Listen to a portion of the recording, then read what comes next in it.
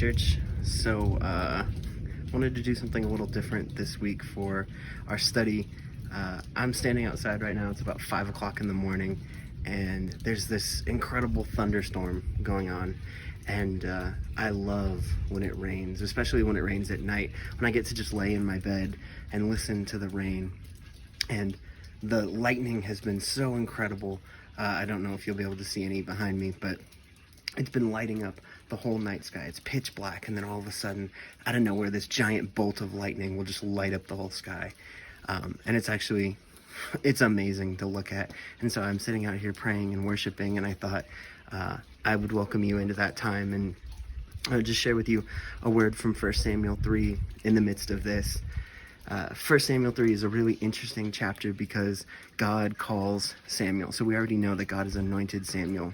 We've seen that a couple times, in his conception, and even before that, God has clearly marked Samuel to be his spokesperson, to be a prophet for him, and yet God hasn't actually had that conversation with Samuel yet. We see that Samuel hasn't had an encounter with the Lord yet, and so this is the moment where God personally calls him into his service.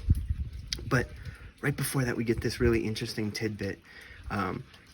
In verse 2, it says that Eli, his eyes were dimming, that he was going blind. But then in verse 3, it says, but the lamp of the Lord had not been put out yet. And I think this is a really interesting part of this chapter because Eli is losing his sight. And throughout Scripture, we see this imagery of sight, blindness being a sign of punishment, a sign of a sin. And so as Eli's been given over to his sin, as he's allowed his sons to sin, as he's allowed corruption and sin to enter the house of the Lord, he's experiencing the punishment of that. He's experiencing the tangible consequence of his sin, and he's losing his vision, and he's slowly going blind. But the lamp of the Lord is not extinguished. Even though the leaders that God had set up have failed and sinned and used their position for personal gain, God is still active. And I think for me, this is something that's very encouraging, that even when we experience failure in leadership, even when we see the people who were supposed to be representatives of God, whether that's pastors or mentors or whoever it is that you look up to, even when they fail, the lamp of the Lord cannot be extinguished. So then God calls Samuel, and we have this almost comedic scene play out where God calls Samuel, and Samuel runs into Eli and says, "Here I am, what'd you call me for?" And he was like, "I didn't call you, go back to sleep." And this happens 3 times, and finally Eli realizes what's happening. And I'm sure this was a tough moment for Eli because he wasn't hearing from God anymore. He wasn't seeing God anymore. And yet he sees his replacement starting to hear from the Lord. That was supposed to be Eli's sons, but they've sinned. And so Eli says, "Oh, I know this." I'm sure he remembered back to his first encounter with the Lord.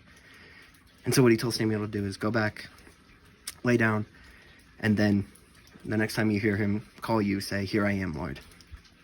And so he goes and he does this.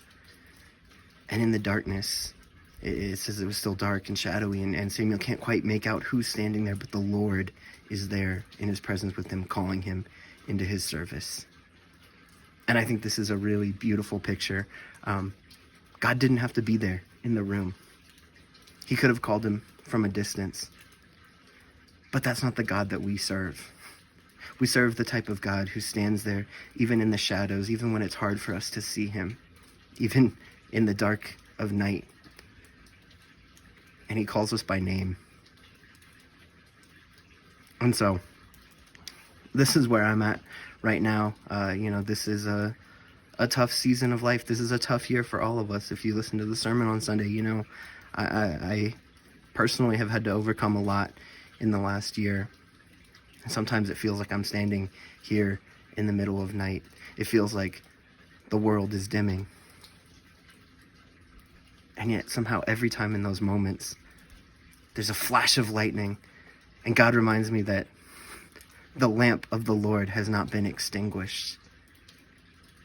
It's dark and shadowy, and I can't quite make out anything around me. I feel lost. But in the shadow, I can see the figure of the Lord standing there, calling me by name. And so, church, wherever you're at, whatever you're walking through, whatever this season of life looks like for you, know that the lamp of the Lord has not been extinguished. God is still on the throne. He is still active and working. None of this is catching him off guard. And he's standing there with you in the shadow, calling you by name, saying, come follow me. I have a plan. There's things I want you to do.